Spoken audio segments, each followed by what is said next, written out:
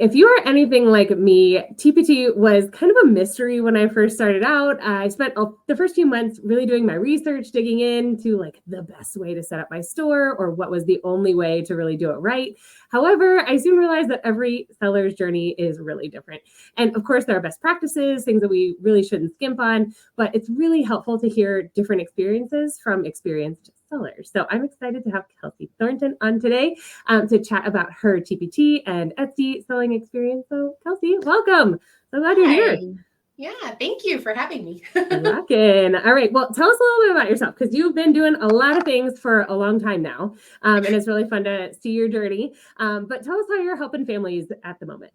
Yeah. So currently, right now, since I'm not really doing a whole lot of online teaching, I am, however, like creating the digital resources, and I'm actually helping Natalie, who's the owner of Nuggets of Wisdom, write a pre-K kindergarten curriculum. So I've been a part of that team and trying to get that ball rolling and helping the math curriculum out for that. So that's currently kind of what I'm doing right now, is sort of focusing on those types of adventures. But what kind of got me to that place and what kind of led me to online teaching, goodness, I had to think about it, because I have actually had I've been teaching, actively teaching for over 10 years now in many different capacities. I mean, we're talking about leading a non-existent music group to do Susical, the musical. I've been a swim instructor at the Y, being a trainer at Chick-fil-A. I've been a substitute teacher. I'm also a trained Montessori teacher, so I've been in the classroom as well. And then it's just led me to where I then did online teaching. So it all just, those experiences just blended together, and just those experiences have just kind of helped me be where I am now. Yeah. It's huge. Well, and now you're creating these really cool resources for families to use. And, we kind of connected back in the online teaching days. And so I think just as you haven't always been this focused on digital resources, can you share how you've kind of pivoted a bit? You shared your whole kind of background, which is very varied. I love hearing that. But how do you think some of that prior teaching experience in the classroom, in online spaces, has helped you create better digital resources? I believe, because of my past experiences, I have kind of learned expectations from either families or teachers or principals. You just get that experience of oh, we're looking for this, or we're looking for that, or you need to make sure this is in the curriculum. So, when you have to put standards and lesson planning and all those things, into consideration, it helps with saying, okay, when I'm going to create this digital resource, I have this standard, or I have this type of lesson in my mind. It's not just willy-nilly oh, this sounds like fun. If it does tie into a certain curriculum for a certain state or a certain homeschooling group, whatever it may be, I have that in the back of my mind. There's a purpose behind it. And so I feel just like I said, all those experiences together have just kind of helped me learn what the expectations are. Totally. Feel the same way. And I think having a lot of my resources, for example, were born out of games that I played in class, or needing, as a Spanish teacher, needing really fun and realia-based ways to teach vocab. Right. But fun. All my classes, right. I just think the amount that we can lower, the amount of anxiety that we can lower in a classroom, the more learning can happen, especially with a foreign language. Lots of different things, but for a foreign language, that really needs to be lowered. And so I was always just aiming for the fun. And so that's where a lot of my resources came from, was just trying to make all the drudgery a little bit more fun, or a little bit diversified. And so kind of having that background, I love that you've then made all these really cool kind of pivots into what you're doing now with Online Adventures with Kelsey. So you've got all sorts of really cool escape rooms and scavenger hunts and secret code activities and stuff like that, which is really cool. So I love that you kind of started out on TPT, correct? That was your first like digital marketplace? Resource. Yes. Yeah. Okay. Yeah. Cool. So what would you go ahead? No, I just thought it was really funny that like when I did start with TPT, I was really like full on online teaching and I just wasn't taking it seriously. I mean, that was all I was, but yes. Yeah. Well, and that's how a lot of people start, right? I mean, I was just talking with a friend the other day, and she was like, oh, I had like a week in 2018 where I just went hog wild, created a bunch of stuff, and I'm still making $20 to $30 a month just because of that 1 week. And so a lot of people will start that way. But for those who are like, all right, I started in 2018, but like now I would really like to like really get going. What would you say if they're kind of just starting out on TPT or Etsy? I realize these might be two different answers completely, but what are some steps that people really shouldn't skimp on? What would you say are like kind of the first foundational steps? Yes. So what I'm about to say, I feel like can be really applicable for both TPT and Etsy. Cool.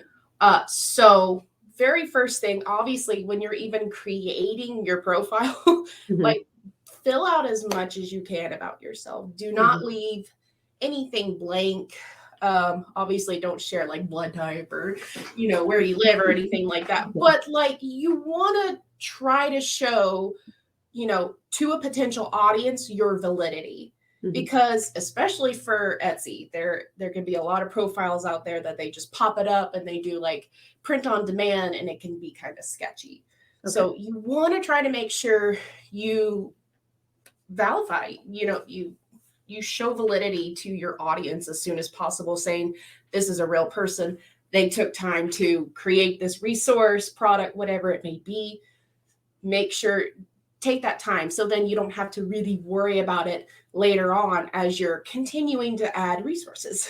Yeah. So set up your shop in a valid way. Make sure you show your credentials. Make sure you have, and I would also say like a good idea. You don't have to like have the whole game plan, right? But a good idea of what you want to be known for. Some of us might call this a niche, but others, I don't want to be nailed down to one small thing. And I think you're kind of thinking this along the same lines because you've got all these broad themes, but they're often the same type of activity. But you've also got like Chrome Music Lab stuff out there and things like that. So there's, a variety. I am definitely considered a broad spectrum teacher just because, like I said, back when I did have my first official teaching gig, it was with those group of little kids with no music program in a small school. And we did Susical. I was a music education major at that time. So it was my responsibility to do that. So I have a music background and then I have, a Montessori background. And then I have all these, customer service like the Y and Chick-fil-A that I have, I have those experiences and teaching those standards and expectations. So, and then I have all these, I do a lot. Yeah. I wear many hats as a teacher. So it's like, what do you do? I'm like, well, you want me to share the list or do you want me to keep it simple? Well, and being able, and I think this is where setting up in those first few steps is setting up, and I wish I had done this at the beginning, but I've since done it now, setting up kind of your pillars, like your categories. So I know I've got language learning resources, I've got writing resources, I've got unit studies, and I've got teacherpreneur resources. Those are kind of my 4 pillars of where I can make content and have it sit in my store, in my shop, on my website, wherever I want to sell it. Those are kind of my categories. It would be pretty helpful probably to start with things like that. Anything else platform specific that you've found SEO wise or marketing wise or anything like that that's helped? Yes. So one thing that I have noticed, if you are, maybe you don't have the pillars or maybe you don't have a certain niche or you're just like, I'm not really sure what kind of resources I want to create. One thing I would consider doing, and again, this does kind of go with both platforms, but most definitely for TPT, just click on the search bar. Like you don't even have to type anything in. You can just click on the top part of TPT in the search bar, and it'll already give you like hot topics, like in that moment, what teachers are looking for. Because especially if you don't already have like an audience on YouTube or Instagram or anything like that, you have to find the audience within that website. So, and that is, and I feel like a lot of people don't utilize that, or you know, just simply because they don't know that, oh, this is what could actually help me. And like, you strike gold sometimes when you're like, oh, people are looking for digital resources, or they're looking, you know, especially right now, like we're already looking at Valentine's Day stuff. We're looking at Martin Luther King, you know, stuff. We're looking for, you know, Black History Month stuff. Like we're looking for things surrounding that area. You know, we're already thinking ahead. So I would even say in the next, you know, month or so, you'll probably already start seeing stuff for like spring or Easter, you know, whatever that may be. Like, so seasonal stuff is really helpful. And that is something that I don't know, that might be a good place to start, or it might be a good place to branch out. Something I did was start with a game, and that was what I knew I wanted to create, but I knew I could create the themes or the topics based on the seasons or based on, you know, vocabulary lists, essentially. But I could create those seasonal things as they came along. So I didn't have to, you know, create Christmas in July or whatever. But having those search ability type moments are really important. So being able to type in, I literally typed in the game type that I wanted. I have Who Has, which is a card game. And I wanted to see what was out there. Are there 1,000 of these already out there? And there were actually a few, but they were kind of weak. I was like, I can do this better, and I can add something to it. And so I did that. That's what I did. And that is my, you know, one of my product lines that I decided to do, but it came from search. I typed in, I have Who Has. I looked at what was reviewed and starred and sold a lot, and saw what people liked about it and disliked about it. Do you do something similar with your? And I mean, even if I do know what it is that I'm wanting to teach, or if I'm looking for like specific curriculum lessons, primarily I'm tailoring more towards like United States curriculum, and whatever their lessons are in terms of like history or science, you know, like sometimes I'll just search that in and I just look at the top results and just see like, oh, there's a bundle of all these resources, and it says in the description what they are, you know, what's included in the bundle, what lessons each week are in that. And sometimes like research can be your best friend in terms of like, okay, so if I'm going to create a resource and I want it to keep selling for years to come, like what is it, you know, that makes these top 10 sellers in this search bar? What makes it just, why are they top 10? What do they have to offer? And a lot of times bundles, like when you're bundling products together, which if you're brand new, like it's going to be difficult to try to do a bundle starting out because you need other resources to create the bundle. But if you can start with just one resource that you hope eventually will become a bundle, like a curriculum bundle, then that can be a goal where you're like, okay, I can do these 12-week lessons or semester lessons, or, you know, even a year long. Teachers sell year-long curriculum on TPT. And they just take that time to do one thing, offering one singular lesson. And then eventually when they got that all complete, then they just bundle it up. And there you go. So bundles, search. I would even add some sort of a template of your own. I've found, you know, you start to learn that this takes time. It takes time to do well. Anybody can slap some clip art on a Word doc and sell it for $2, and it's okay.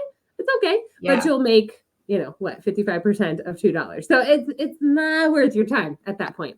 So figuring out what is a time effective way to create these is really important too. And that's something that's going to be personal to everybody as they get started and they find what they want to make. But finding a template of your own. I'm not saying go buy somebody else's template and, you know, and make it into your own. I'm saying make your own, figure out what your work process is, what your workflow is, and then get into a groove. Find some time, schedule some time each week.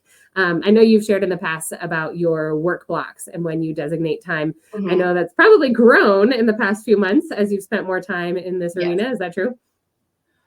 Yes. So that's, I'm definitely spending a lot more time like creating resources, because eventually, like, especially for like the secret code activities that I'm creating and like certain themes of like escape rooms that are like seasonal, like I kind of just I do want to bundle them, at some point, and hopefully by the middle of the year, because since I had started this journey this time, like over the summer last year, I'm hoping it'll just be like full cycle, and then it's like, there it is, right there, and that it's evergreen. So I don't necessarily have to rely on certain seasons. I mean, sometimes for seasonal stuff, you can make it like evergreen seasonal, like it's for Christmas or it's for Thanksgiving, but it can be good for future for year after year during that season.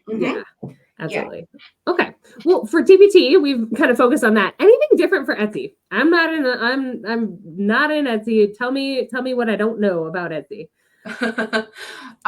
Well, so Etsy does not really lean on educational stuff. So you can offer educational resources, but when most people are on Etsy, they are looking for more like crafty things, more fun things. And in terms of like scavenger hunts and escape rooms, like they most definitely are looking for like a scavenger hunter escape room for like a birthday party, or maybe a snow day event, or like a, vacation type of thing. So like Etsy's more for like the fun stuff. Whereas TPT is more focused on like what teachers are needing for the classroom. So like I said, depending on what kind of audience you have to gauge whether, they're going to be more likely to click on your TPT link or your Etsy link. So there's no shame in, or even harm in having both if you want to, because like I said, if you are able to have a fun site and then have a teacher's site and offer resources both ways, either way, you'll be able to see, the fun stuff, like you'll be able to get like 2 different sales. Sure. Essentially. And then just kind of know, okay, so I think this audience likes this stuff and this audience likes that stuff. Yeah, that makes sense. One difference maybe to note for people who are completely unfamiliar with Etsy is that you do have to pay per listing, correct?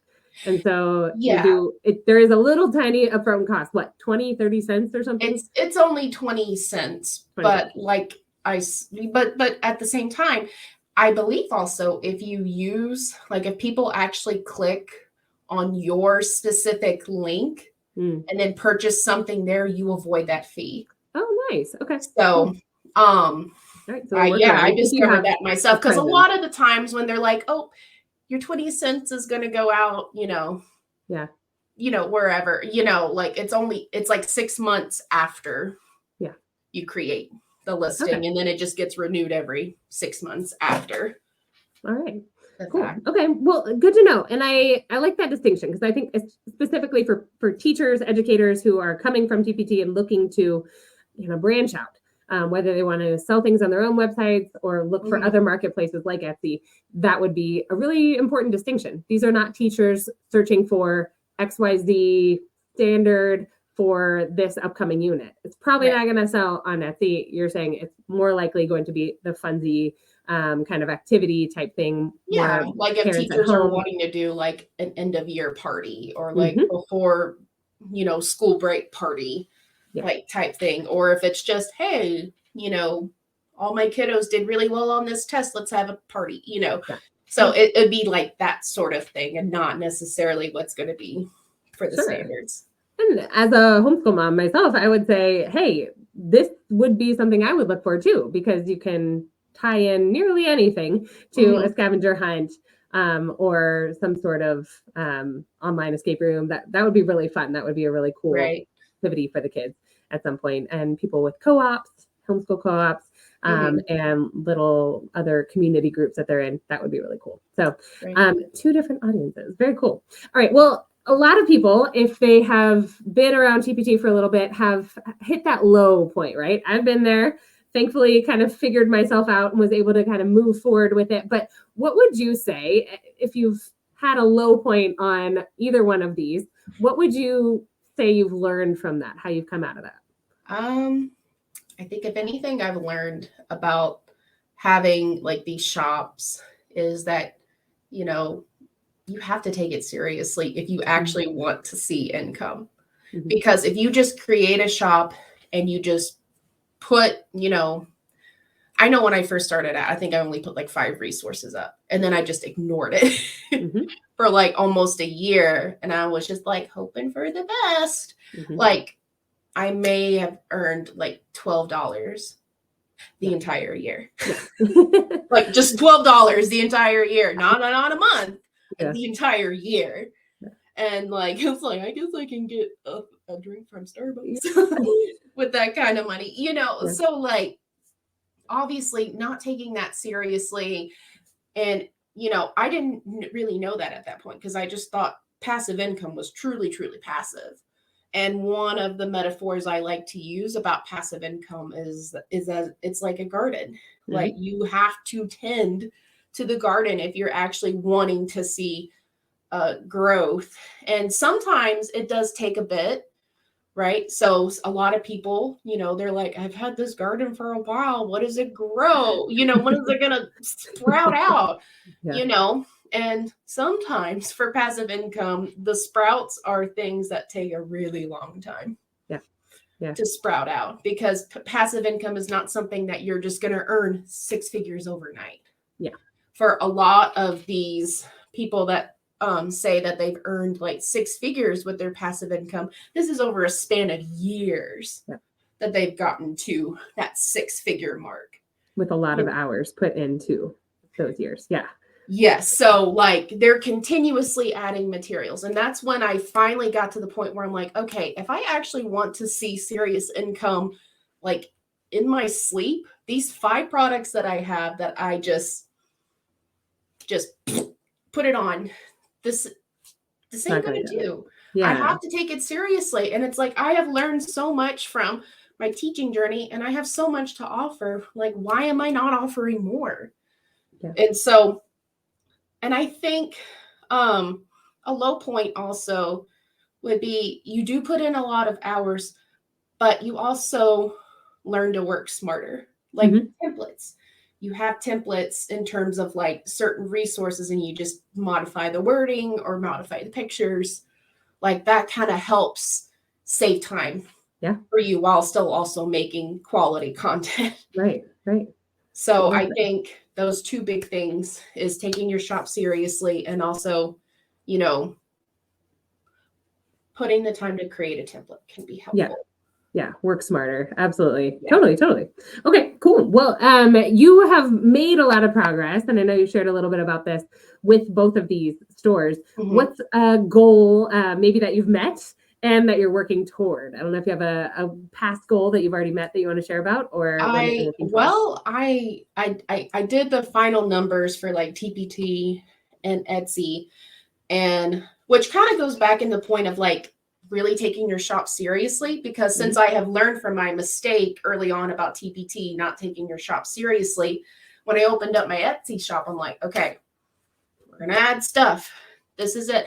And in a 6-month time, I had earned over $400 in sales on Etsy. Wow. And that's just within the first 6 months. And I'm like, oh my gosh. Like, and then finally, you know, because each year I'm like, you know, it's going to be a little more serious adding products to each shop. I ended up earning over $500 in TPT all year.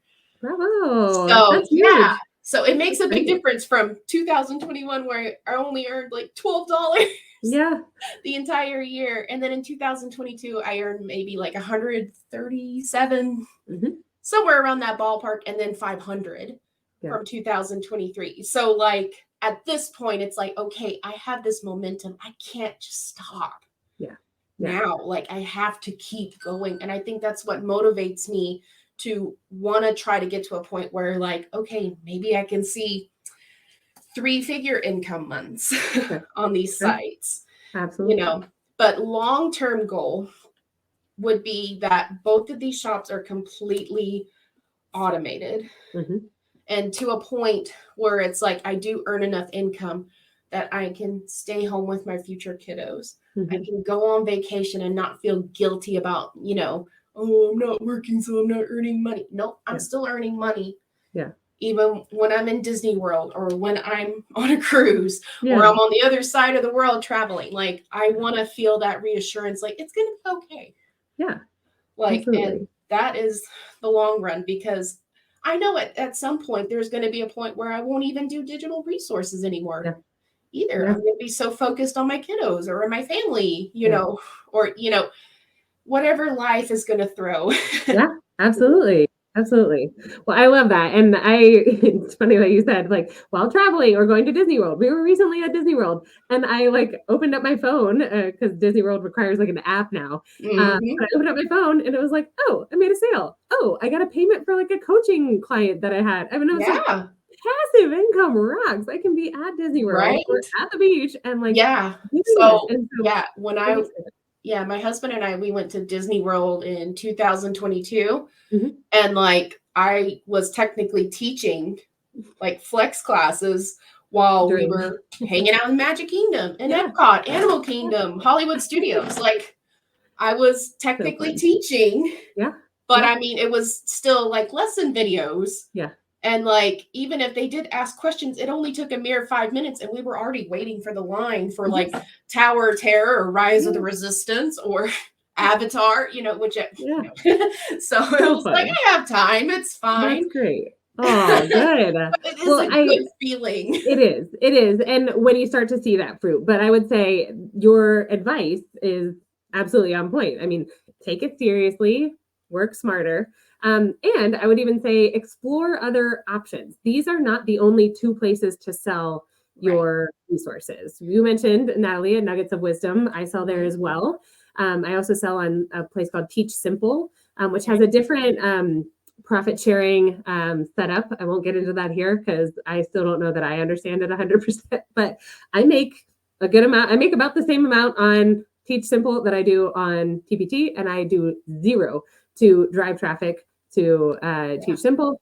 And my goal is to not drive traffic to TPT. Let TPT keep their 20% and work for that 20%.